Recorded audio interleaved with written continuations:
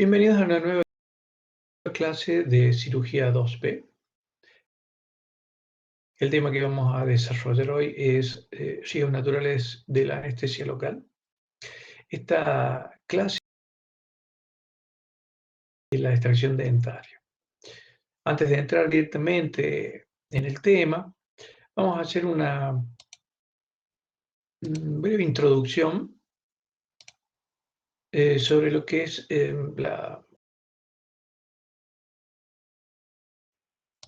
Ustedes saben que desde tiempos remotos se ha tratado de encontrar alguna herramienta, algún mecanismo, alguna solución para poder llevar adelante procedimientos quirúrgicos sin que el paciente sufra dolor. Es muy importante entender y conocer la gran relación que existe, por supuesto, entre la anestesia y la cirugía. Podremos llegar a una adecuada resolución de un tratamiento quirúrgico, siempre y cuando que logremos también una adecuada técnica anestésica. Si no logramos una correcta técnica anestésica, por lo tanto, tampoco llegaremos a darle una solución adecuada a nuestro paciente. No solamente esto en lo que se refiere a la actividad odontológica, sino en la cirugía en general. Lo cierto es que en ese intento de mejorar las herramientas, los mecanismos tendientes a lograr una anestesia adecuada, hemos ido logrando mejorar sustancialmente esta situación, lo referido a la anestesia. Sin embargo, en la actualidad siempre van a existir algún riesgo, aunque sea mínimo, que nosotros le hemos dado el nombre de riesgos naturales de la anestesia local, refiriéndonos exclusivamente a la cuestión odontológica. Si lo tuviéramos que definir, diríamos que los riesgos naturales de la anestesia local son situaciones imprevistas que acontecen en el mismo momento en el que se efectúa la técnica anestésica o al cabo de cierto tiempo, que pueden ser minutos, horas o días después de haber anestesiado. A su vez, esta contingencia puede ser de orden local, es decir, puede manifestarse en el sitio preciso donde se ha realizado la anestesia o en una región próxima a la misma, o bien esa contingencia, como decíamos, se puede manifestar de manera sistémica en nuestro paciente, por lo cual decimos que puede ser de orden general. Así como los clasificamos en el caso de los riesgos naturales de la exodoncia, los clasificamos en riesgos naturales inmediatos, acá también en el caso de la anestesia local vamos a hablar de riesgos naturales inmediatos y riesgos naturales mediatos. Los primeros, como hacemos mención hace un momento, los primeros, los riesgos naturales inmediatos, aquellos que sean en el momento preciso, inmediato, en el que intraoperatorio, digamos así, referido a la anestesia.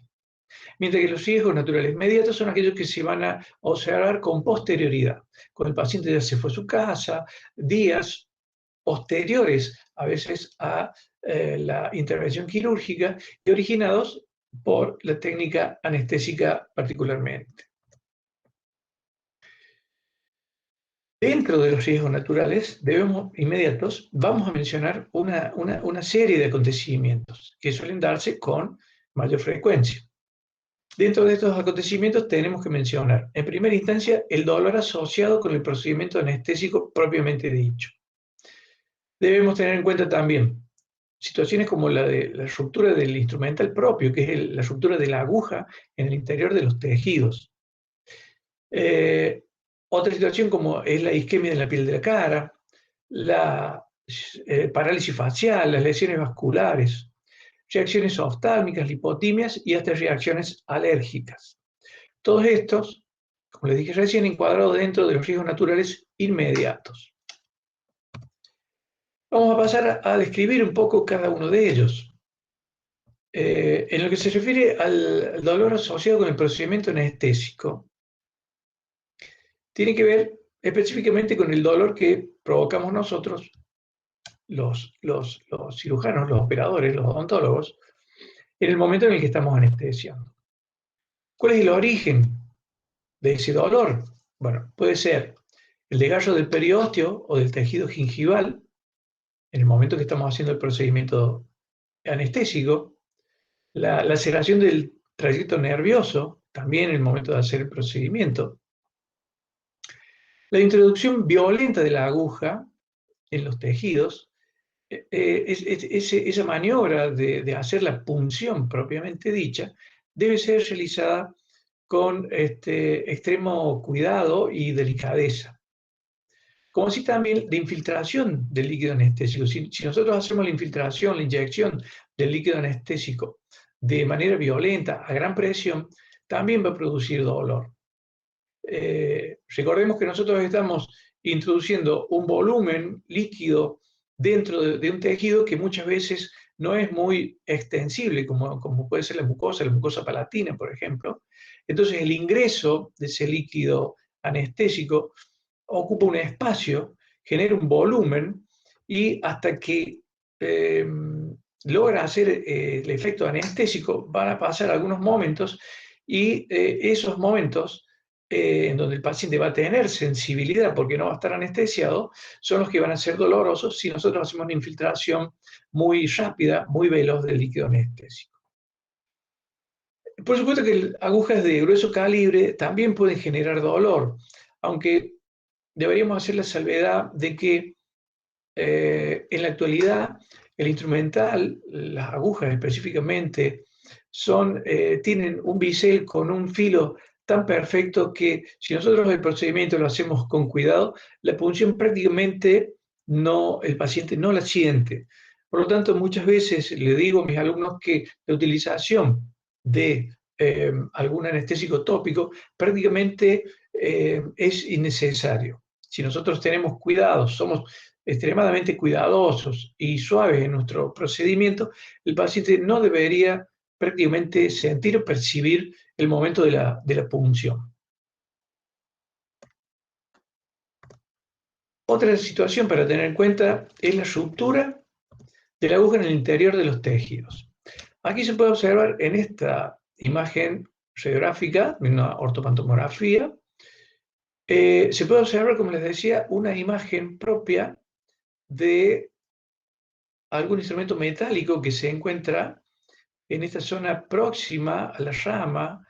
Si lo vemos a mayor aumento, vamos a observar que tiene efectivamente la forma de una aguja, y hasta se puede notar el bisel que tiene en su extremo. Esta es una aguja de una jeringa carpule que se fracturó a nivel del intermediario, es decir, en donde la aguja se une al intermediario, que a su vez es el que permite introducir la aguja en la jeringa. Algún defecto de fabricación, de calidad en esa aguja, fue lo que permitió la ruptura de la misma, la fractura de esta aguja, que terminó quedando en la intimidad de los tejidos. Esta es una situación actualmente infrecuente. Yo diría que está prácticamente imposible que suceda, teniendo en cuenta la calidad del instrumental y de las agujas que usamos, fundamentalmente referido a lo que son las agujas de las jeringas Carpule. Por lo que sería prácticamente imposible que este acontecimiento suceda. De cualquier manera, siempre se recomienda, cuando vamos a realizar un procedimiento anestésico, utilizar una longitud de aguja que sea la adecuada, de manera tal que nunca ingrese la totalidad de la aguja dentro de los tejidos. De manera que si la aguja se llegara a romper en la zona del intermediario, que es el único lugar donde se podría fracturar la aguja, nos quede un remanente por fuera del tejido mucoso que nos permita realizar la extracción de esta aguja, tomándola a partir de ese remanente con una pinza elástica, con una pinza para algodón. Si nosotros, por el contrario, usamos una aguja demasiado corta y en el procedimiento hacemos la introducción completa de la aguja y esa aguja se fractura, no nos va a quedar ese margen expuesto, exteriorizado, para poder tomar de ahí la aguja y retirarla. Si esta situación acontece, lo indicado es retirar inmediatamente la aguja de los tejidos. De lo contrario, si el instrumental fracturado penetra completamente dentro del tejido, en la intimidad del tejido, y nosotros no realizamos la extracción del mismo, el movimiento muscular que existe en la zona, fundamentalmente en la zona en donde realizamos la técnica regional del nervio dentario inferior, este movimiento muscular que les digo, que les acabo de decir, que es totalmente fisiológico, va a hacer de que la aguja, el resto de aguja fracturada, vaya cambiando de posición, profundizándose, cambiando de lugar y haciendo que cada vez sea más difícil la extracción de esta aguja fracturada. Afortunadamente, como les decía, es una situación sumamente infrecuente.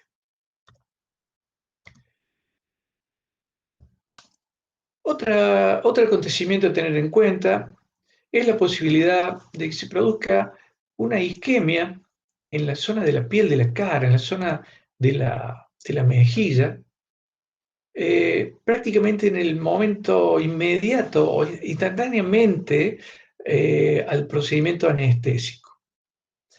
Esta situación, este cambio de coloración en la piel de la cara, en la piel de la mejilla, en donde se torna más pálida la piel, tiene que ver con el efecto del vasoconstrictor, que probablemente al realizar una maniobra incorrecta, inadecuada, el vasoconstrictor y el anestésico, y por supuesto el vasoconstrictor que lo acompaña, se ha dirigido a zonas muy profundas del tejido mucoso, y eso ha permitido tener la posibilidad de ver, de exteriorizar ese efecto del vasoconstrictor, esa isquemia. Esto puede verse agravado o más marcado, digamos así, este efecto de la isquemia, si el anestésico penetra en algún vaso. En este caso, si se produce el ingreso de anestésico en algún vaso, el paciente puede sentir una leve molestia, transitoria, muy pasajera, muy fugaz, que va a ir acompañado del cambio de coloración de la piel de la mejilla. Afortunadamente, esta es una situación que no reviste ningún tipo de gravedad, y al cabo de pocos minutos, en instantes, desaparece la piel de la cara, la piel de la mejilla, va a volver a tomar la coloración normal que debería tener.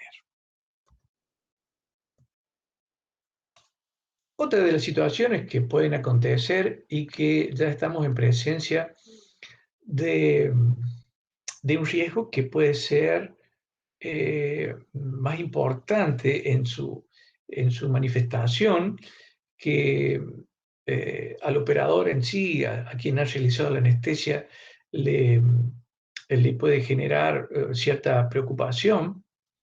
El paciente se va a sentir muy extraño, se va a sentir raro, porque esta situación de parálisis facial, que si bien es pasajera, es temporaria, va a tener todos los síntomas y las características propias de una verdadera parálisis facial. Si bien está originada, generada por el anestésico, y va a desaparecer en el mismo momento en que desaparecen los efectos del anestésico.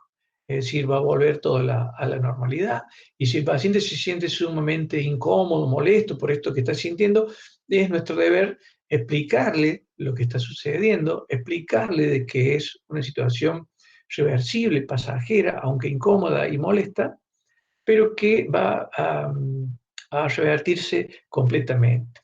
¿Qué es lo que puede sentir el paciente en esta situación? Va a notar la imposibilidad de subir o mover la ceja, la imposibilidad de cerrar los ojos o el ojo. Todo esto acontece del lado, obviamente, correspondiente al sector donde se ha anestesiado. Va a haber imposibilidad para mover los músculos de la cara, de la mejilla, dificultad para sonreír, para mover los labios. Eh, lo que nosotros vamos a ver con mayor frecuencia de todos estos síntomas en el momento en que esta situación se produzca, generalmente es una alteración en cuanto a la zona de los párpados y la zona de las cejas, donde el paciente puede llegar a notar este acontecimiento y a veces solamente se manifiesta de esta forma sin llegar a estar presente todos estos síntomas. Lo cierto es que esto ocurre habitualmente porque se ha realizado un procedimiento anestésico a través de la técnica regional al nervio dentario inferior y lingual, en donde se ha profundizado de manera excesiva. La aguja ha llegado a proximidades de la glándula parótida, se ha depositado el líquido anestésico en esta glándula, en el interior de esta glándula de la parótida, y como ustedes saben, dentro de la parótida transcurren fibras que son propias del séptimo par, es decir, del nervio facial.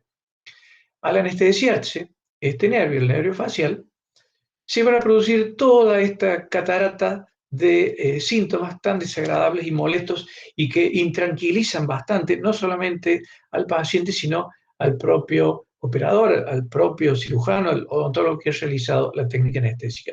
Lo cierto es que es importante tener en cuenta por qué se produce esto, es decir, el excedernos en cuanto a la profundidad de la maniobra anestésica, eh, y que es una situación que va a ser totalmente reversible, aunque en muchos casos una regional dental inferior puede llevar a veces 4 o 5 horas la desaparición completa de los síntomas de la anestesia y por lo tanto los síntomas de esta pseudo parálisis facial, digamos así, van a también llevar esa misma cantidad de tiempo de demora hasta que desaparezca.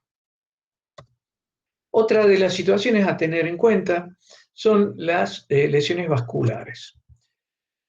Estas lesiones vasculares que se van a manifestar eh, como hematomas o hemorragias y tienen que ver con la salida de sangre de un vaso por la ruptura de la pared de ese vaso. ¿Cómo se produce la ruptura de la pared de ese vaso? Por efecto del procedimiento anestésico, por efecto del trauma que ha generado la aguja, el bisel de esa aguja, en la pared de algún vaso.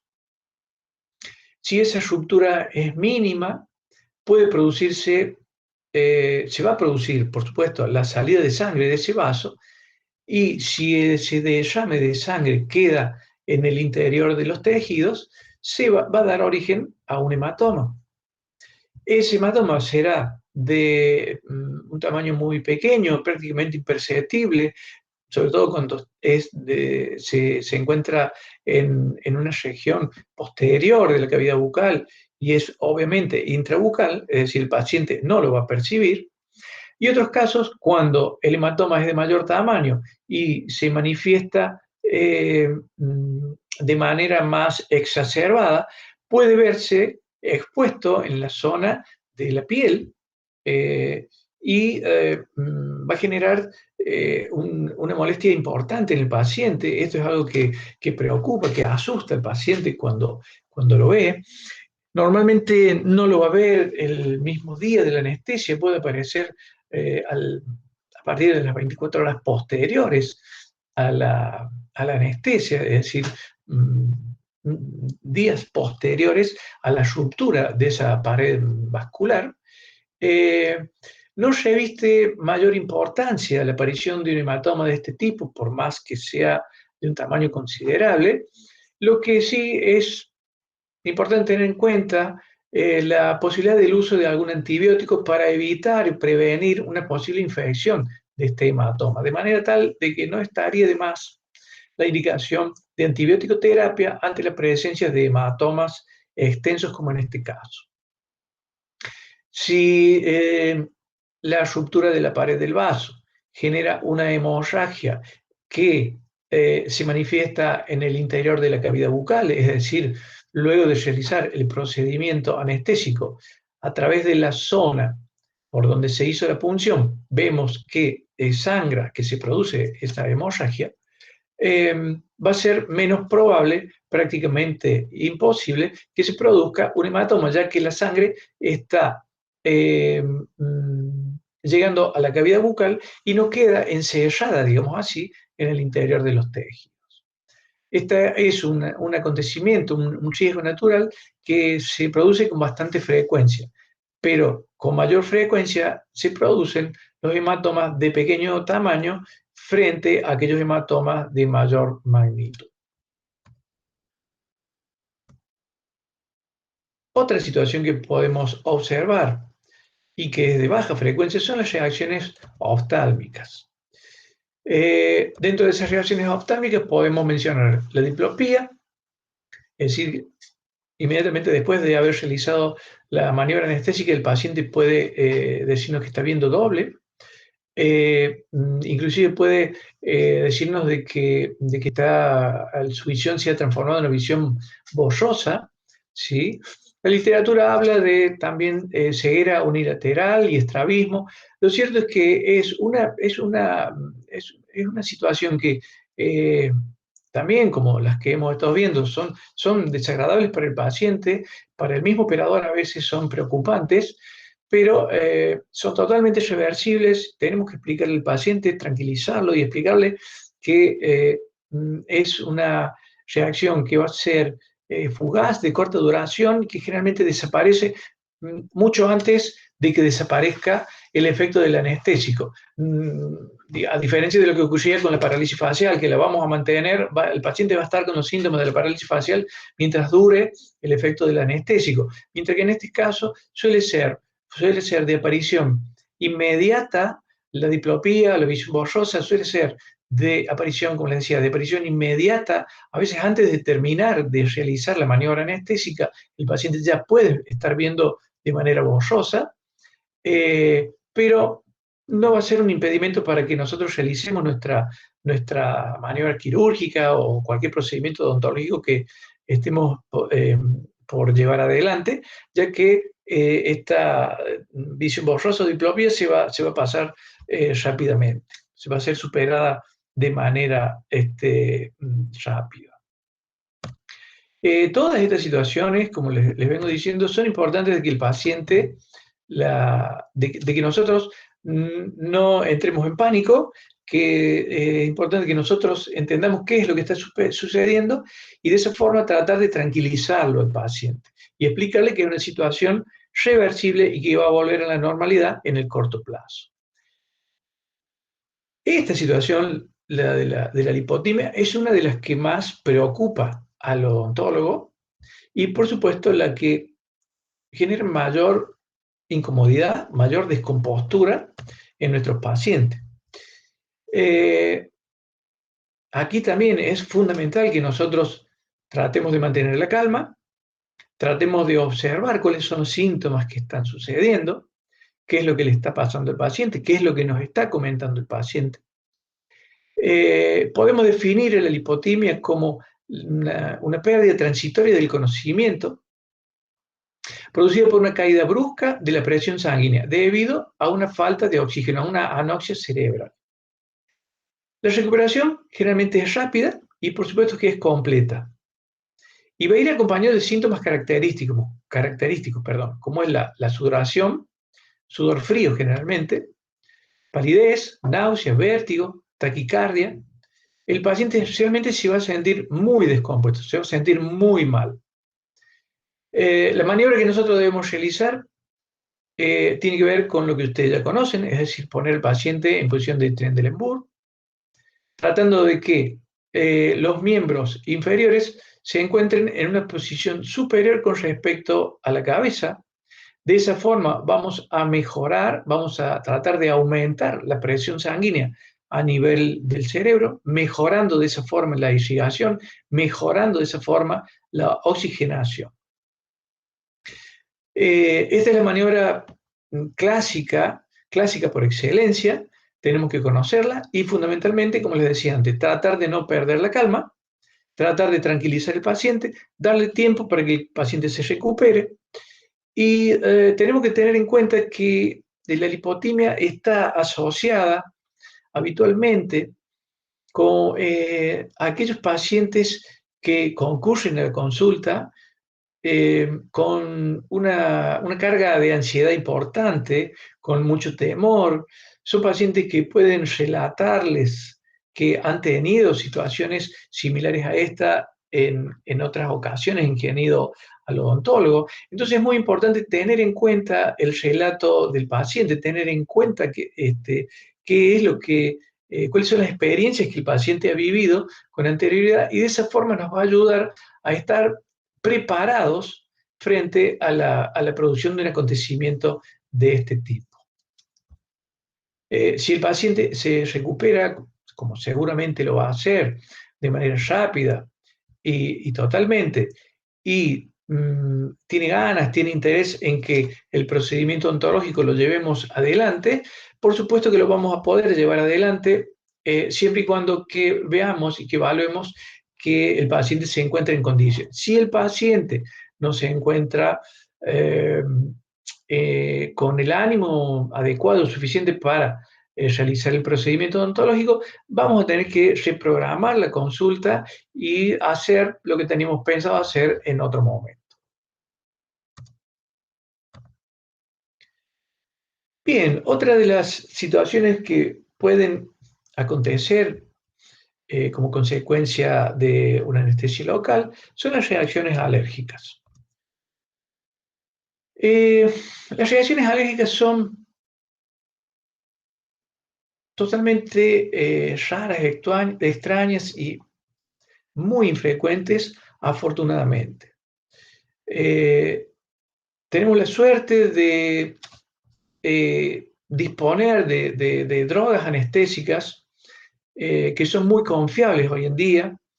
Esas drogas anestésicas que muchos años atrás generaban muchas reacciones indeseadas de tipo alérgicas, hoy prácticamente son inexistentes de manera absoluta. No quiero ser tan terminante en esto, pero prácticamente se desconoce la existencia de manifestaciones o reacciones alérgicas por anestesia en odontología.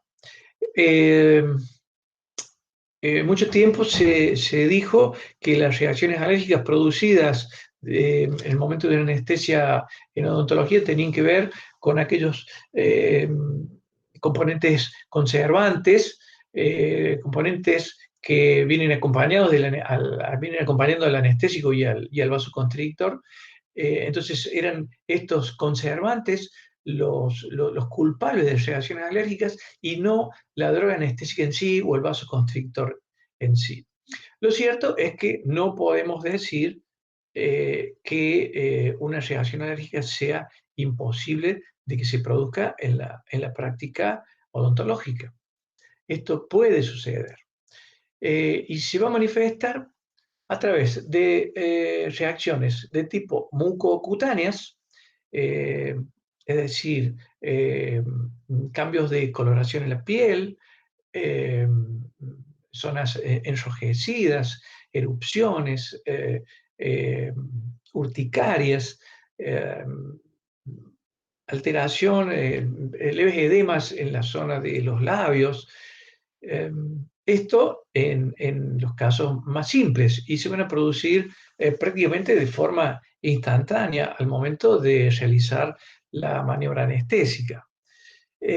También se pueden llegar a dar reacciones más complejas, más graves, reacciones anafilácticas importantes que podrían llegar hasta un edema laríngeo, con todo lo que significa para la salud de nuestro paciente.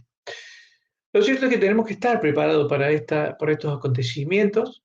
Tenemos que tener en nuestra consultoría en mano siempre adrenalina, que va a ser la primera herramienta que vamos a utilizar, es decir, la inyección de adrenalina frente a una situación de shock anafiláctico es el primer procedimiento que tenemos que llevar adelante. Tener en cuenta la utilización también de antihistamínicos y corticoides como para cortar todo ese proceso, esa cadena de acontecimientos alérgicos que puede estar sucediendo en nuestros pacientes con posterioridad a la anestesia. Pero tan importante como esto es tener a mano, tener a mano la adrenalina como tener a mano el número de teléfono de una empresa de emergencia médica, porque en el mismo momento que dejamos de inyectar la adrenalina, debemos estar llamando al servicio de urgencia médica.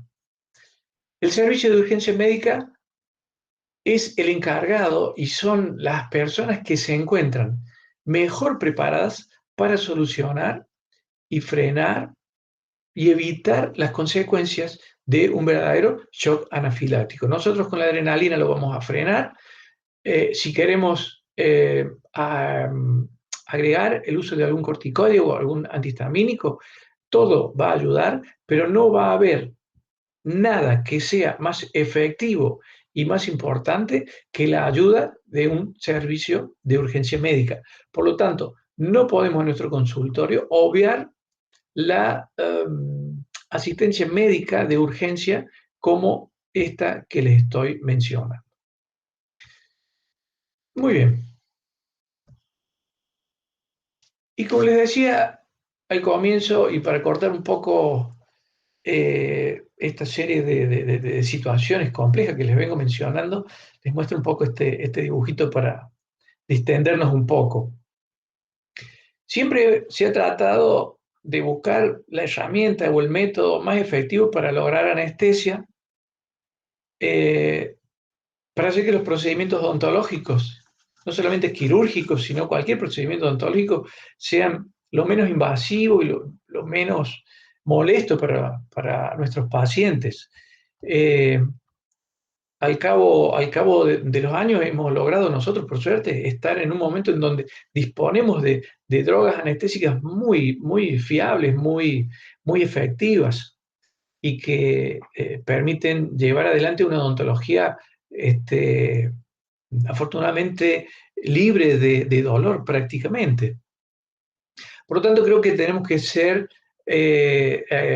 agradecidos, ser unos agradecidos de poder practicar de esta odontología que practicamos todos los días, asistidos por las maniobras y técnicas y herramientas anestésicas que disponemos en la actualidad.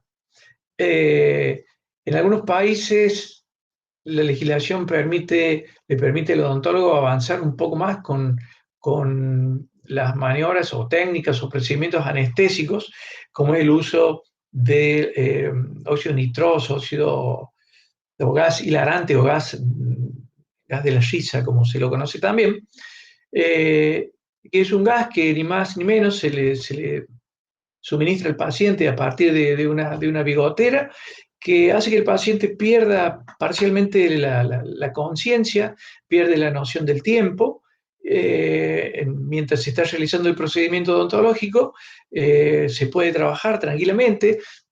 Luego de realizar, luego de utilizar este óxido nitroso, se debe anestesiar, por supuesto, con una anestesia infiltrativa como las que hacemos habitualmente, pero el paciente va a estar en una situación de mucho más confort y de mayor calidad y prácticamente no se va a dar cuenta del procedimiento odontológico que se le está realizando. Lamentablemente, la legislación que tenemos en nuestro país no nos permite a nosotros como odontólogos utilizar este tipo de procedimientos que tan útil y que tan placentero puede llegar a ser para los pacientes, sobre todo aquellos pacientes que tienen tanto temor cuando van al odontólogo. Pero bien, vamos a seguir con el tema específico de esta clase, que son los riesgos naturales de la anestesia local, para hablar ahora de los riesgos naturales mediatos. Como dijimos al principio, son aquellos riesgos, aquellas situaciones que se van a producir con posterioridad, algunas horas o días posteriores a haber realizado la maniobra, la técnica anestésica. Dentro de estos riesgos naturales debemos mencionar la necrosis de los tejidos blandos, el trismo y la persistencia del efecto anestésico. Para hablar específicamente de la necrosis de los tejidos blandos, me voy a referir a lo que acontece de manera frecuente con esto que es las úlceras que aparecen en la zona de la fibromucosa palatina. Son úlceras muy dolorosas, a veces de gran tamaño. Esta está en proceso de curación. Aquí tenemos una que es más reciente, se ve blanquecina con ese halo eritematoso alrededor. Son muy dolorosas. Aquí una úlcera de mucho mayor tamaño, también en un proceso de granulación, proceso de curación, pero todavía con bordes eritematosos. Esto es muy doloroso. ¿Por qué se produce esto? El origen de esta lesión, de este riesgo natural de la anestesia local tiene que ver con el efecto irritante del anestésico, tiene que ver con el efecto vasoconstrictor que tiene también el anestésico, que como ustedes saben va acompañado de un vasoconstrictor y produce una isquemia a veces demasiado intensa. Esa intensidad de la isquemia va a alterar de alguna manera la nutrición de los tejidos de la zona donde se ha realizado la anestesia. Esta falta de nutrición nos va a llevar a una necrosis y esa necrosis, por supuesto, a la formación de este tipo de úlceras que, como les decía, son tan dolorosas. A veces también un exceso en la presión en la inyección de la solución anestésica también puede ser la causa que origina esta lesión. Lo cierto es que esto se va a producir principalmente en zonas de la mucosa que es en una zona muy fibrosa como la fibromucosa palatina, que no es para nada laxa, no es extensible. Entonces el líquido anestésico va a ingresar en la intimidad de los tejidos y vamos a tener que hacer algo de presión para que ese líquido anestésico ingrese en la mucosa, y eso ya es uno de los motivos por los cuales se puede producir luego esta úlcera. Pero creo que por lejos una de las razones más importantes por la cual se genera esta necrosis tiene que ver con la isquemia provocada por el vasoconstrictor. Lamentablemente es poco lo que nosotros podemos hacer para solucionar esta situación. Esto se va a manifestar a veces un par de días después de haberse efectuado la anestesia. Como les decía, es muy dolorosa y no podemos hacer más que utilizar algún tipo de enjuague o buche con algún tipo de antiséptico o solución anestésica de uso tópica y esperar, lamentablemente, esperar la evolución, la granulación de la lesión y que esto se vaya acomodando y solucionando con el paso de los días. Una lesión de estas características puede llegar a durar una semana, a veces hasta 10 días. Pero lamentablemente no tenemos mucho más para hacer, solamente tratar de prevenir la aparición de este tipo de lesión realizando una anestesia en donde utilicemos la cantidad mínima indispensable de anestésico como para evitar esta necrosis por isquemia originada por el vasoconstrictor. Otra de las situaciones que se puede generar con nuestra anestesia es el trismo. ¿Qué es el trismo? El trismo no es más ni menos que un espasmo muscular, que en este caso es reversible, tiene que ver con el desgarro de fibras musculares. Este desgarro está originado, obviamente, por la realización de alguna técnica anestésica que no ha sido la adecuada, que no ha sido la correcta, una técnica anestésica imprecisa. A veces tiene que ver con la introducción violenta, exagerada de la aguja. Esa maniobra hace de que el bisel choque contra el tejido óseo. Al chocar contra el tejido óseo, el bisel se tuerce, se curva, se produce una rebaba en la punta del bisel, en la punta de la aguja, y cuando retiramos, al finalizar la maniobra anestésica, retiramos la aguja, esa rebaba genera una laceración, una lastimadura en las fibras musculares que luego se traduce en ese trismo. Trismo que va a tener que ver con generar en el paciente una dificultad en lo que se refiere a la normal apertura de la cavidad bucal, dificultad para comer, para masticar, inclusive hasta para comunicarse, hasta para hablar, por lo que es una situación bastante desagradable y compleja y que a veces lleva muchos días, varios días la resolución. Es, también la resolución de esto va a depender del paso del tiempo. A medida que vaya pasando el tiempo va a ir mejorando y podemos ayudar a que ese tiempo se acorte en algo, que mejore en algo este acontecimiento, utilizando calor seco, aplicando calor seco en la zona de los músculos que se encuentran con esa contractura. Y muchas veces nos pueden ayudar también en la utilización de drogas miorelajantes que muchas veces vienen acompañadas formando parte de alguna combinación, principalmente con antiinflamatorios, ¿sí? Por lo que podemos disponer actualmente de antiinflamatorios que vienen combinados con biorelajantes. El paciente hace un tratamiento de 4 o 5 días con estas drogas y, y logra mejorar o adelantar o acelerar un poco el proceso de recuperación. Y por último, debemos mencionar este acontecimiento que suele ser de los que más tiempo tardan en resolver, como es la persistencia del efecto anestésico. La persistencia del efecto anestésico, al cual podríamos llamar también parestesia, se debe a una lesión o desgarro del tronco nervioso.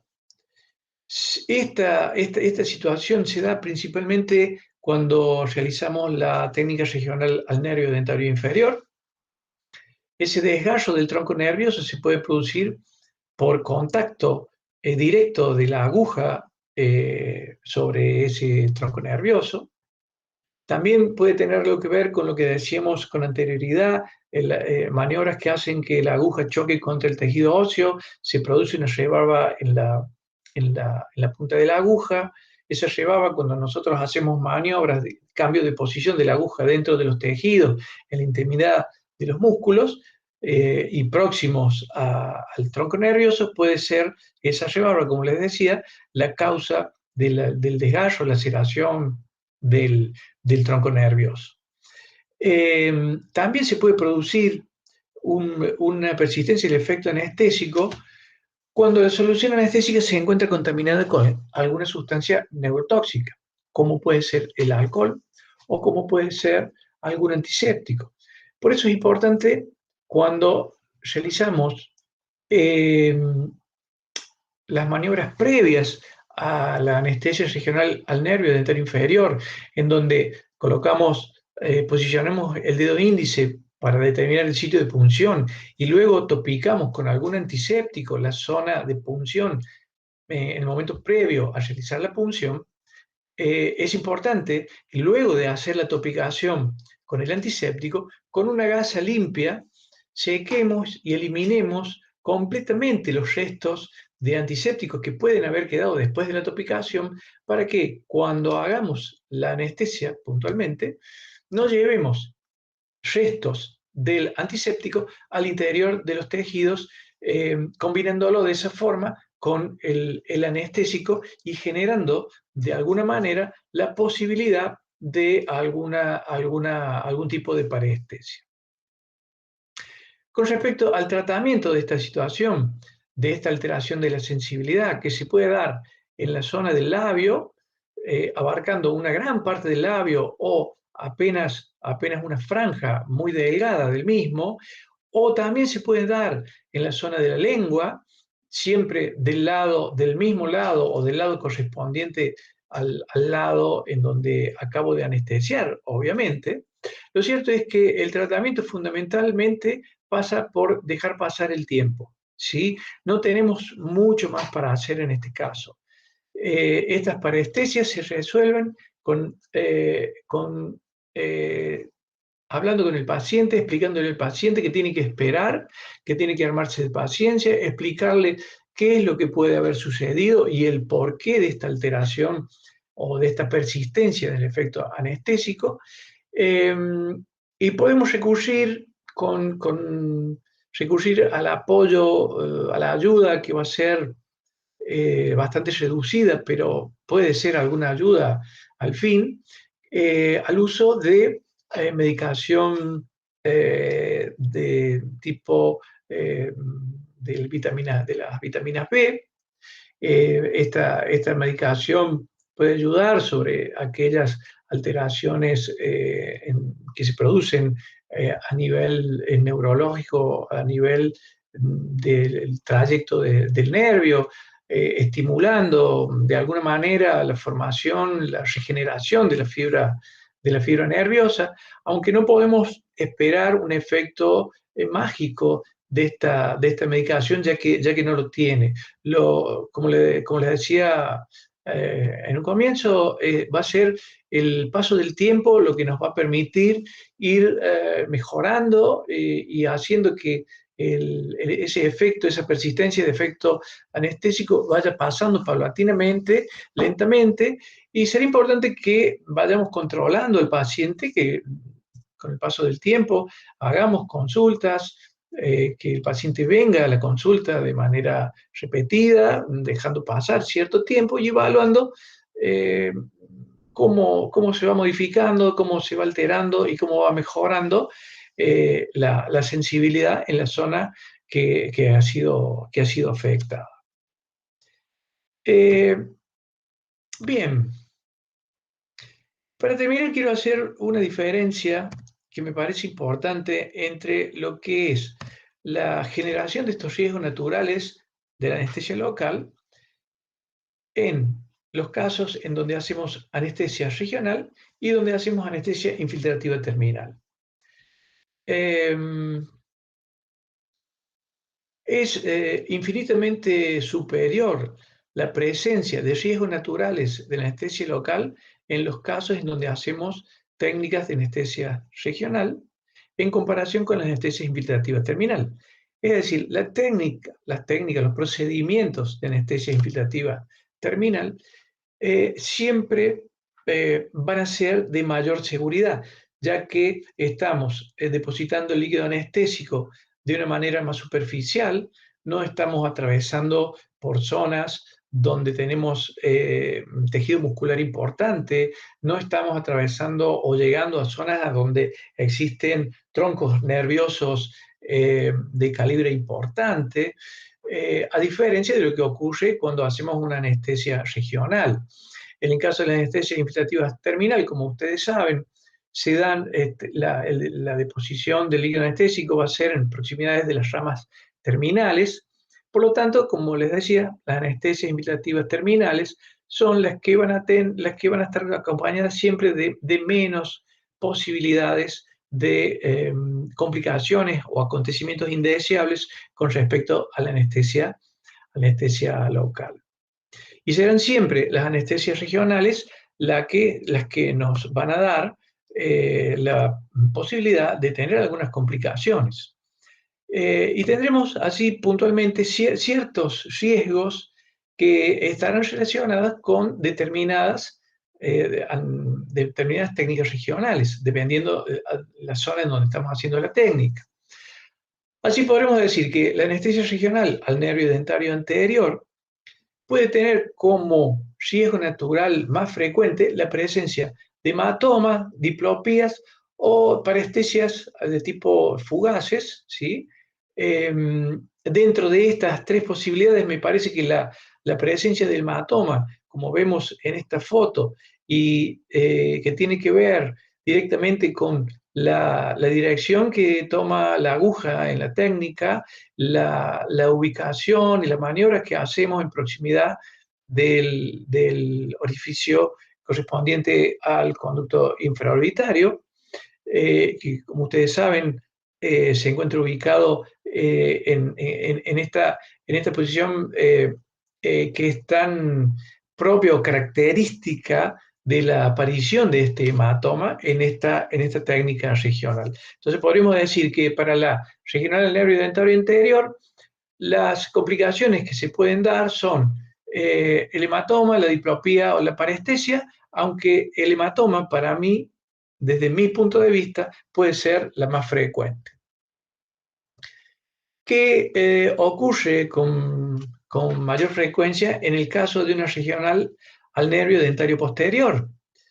Desde mi punto de vista, es el edema que se produce a nivel de la bola adiposa de Bichat. Aquí en este dibujo se puede ver la ubicación de esa bola adiposa de Bichat, como su nombre lo indica, es una estructura de tejido adiposo, es un tejido celular muy laxo, que si nosotros la técnica anestésica la realizamos de manera errónea, depositando el líquido anestésico hacia afuera y no hacia fondo de surco, podemos generar la deposición del líquido anestésico dentro de ese tejido celular tan laxo, que es la bola adiposa de Bichat, y producir este tipo de edemas. Este es un edema originado por una técnica regional al nervio dentario anterior, perdón, al nervio dentario posterior. El edema lo vamos a ver que se produce de manera prácticamente instantánea, es decir, si, antes de que acabemos de colocar todo el contenido anestésico de la jeringa, podemos estar observando ya un edema de dimensiones importantes. Esto no acontece una gravedad importante, no es de extrema gravedad. Lo que sí, si el edema es muy manifiesto, el paciente no va a poder abrir la boca de manera suficiente como para que podamos realizar la extracción del molar superior que pretendíamos extraer, porque se supone que si hacemos esta anestesia, la intención era extraer un tercer molar, un segundo molar superior, y si el paciente, por la consecuencia de semejante edema, no puede abrir su cavidad bucal, no puede abrir su boca de manera suficiente, pues no podremos realizar la extracción y deberá posponerse para otro momento la extracción de esos molares. En este caso también puede producirse, aunque no de manera frecuente, la presencia de una hemorragia o de un hematoma, ya que estamos en proximidad de la arteria maxilar interna y del plexo venoso pterigoideo. Por lo tanto, si profundizamos de manera excesiva o llevamos una dirección incorrecta de la aguja y generamos una maniobra inadecuada, podríamos provocar, ¿no es cierto?, una hemorragia o un hematoma en la zona. Lo cierto es que esto no sería tan frecuente y para la regional al nervio dentario posterior, desde mi punto de vista, creo que el riesgo natural que se puede producir con mayor frecuencia es el edema particularmente a partir de la bola adiposa de Bichat. Y por último, con respecto a la técnica regional al nervio dentario inferior y lingual, creo, sin lugar a dudas, de que el riesgo natural que puede predominar sería la parestesia, es decir, la alteración en la sensibilidad no solamente del labio, sino de la lengua, que a veces se produce inevitablemente, por más que la técnica anestésica que realicemos sea depurada y sea cuidadosa y que sea bien manejada. Por más que nosotros tengamos muy en cuenta los procedimientos, reparos anatómicos, esta situación indeseable podría darse de manera frecuente. Acompañado también del dolor postoperatorio y el trismo. La inyección intravascular es una posibilidad también que yo la podría considerar de baja frecuencia siempre y cuando que realicemos la maniobra correspondiente, maniobra adecuada de aspiración en el momento previo a la inyección del líquido anestésico. Para aquellos alumnos que ya han realizado esta técnica regional al dentario inferior en sus prácticas, en sus prácticos cotidianos, habrán visto que antes de colocar el líquido anestésico procedemos a la aspiración. Si aspiramos y vemos que dentro de la jeringa se observa la presencia de sangre, pues eso significa de que estamos con muchas probabilidades dentro de la luz de un vaso y por lo tanto debemos evitar de realizar la infiltración del líquido anestésico. De esta forma podremos evitar esta contingencia que va a ir, si nosotros inoculamos, inyectamos líquido anestésico dentro de la luz del vaso, se va a producir un aumento de la presión sanguínea acompañado de un aumento de la frecuencia cardíaca que va a generar inmediatamente una situación muy desagradable para el paciente se va a sentir muy mal y esa sensación de malestar la va a notar de manera prácticamente inmediata y a continuación prácticamente de haberse depositado una cantidad muy pequeña de líquido anestésico y fundamentalmente del vasoconstrictor que acompaña al líquido anestésico. Pero como les decía, la inyección intravascular debería ser una de las situaciones de los riesgos más infrecuentes, ya que nosotros tenemos la posibilidad de evitar esta situación realizando la adecuada y correcta aspiración previa a la inyección del líquido anestésico. Muy bien.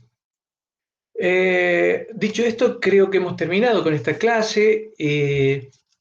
A manera de conclusión, quisiera dejar en claro que los riesgos naturales de la anestesia local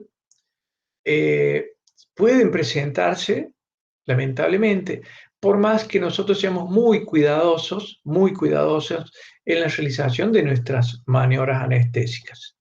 Lo importante es reconocerlos, darnos cuenta de cuál puede ser la situación que está aconteciendo en nuestro paciente en el momento en que nosotros estamos anestesiando, saber cuáles son las alternativas que disponemos para tratar de dar una solución si alguno de esos riesgos se presentan de manera inevitable, pero indudablemente que si las maniobras anestésicas son depuradas, adecuadas, correctas y el instrumental que utilizamos es el indicado, es el correcto, la presencia de alguna de estas situaciones indeseables va a ser prácticamente infrecuente y se nos va a presentar de una forma tremendamente rara, lo cual nos va a ayudar a sentirnos seguros, a sentirnos tranquilos y poder transmitirle a nuestro paciente esa tranquilidad y esa seguridad que a nuestro paciente le va a hacer siempre mucho bien. El paciente se va a sentir mucho más tranquilo y mucho más confiado y menos temeroso siempre que nos vea a nosotros como profesionales actuando de la misma forma, actuando de manera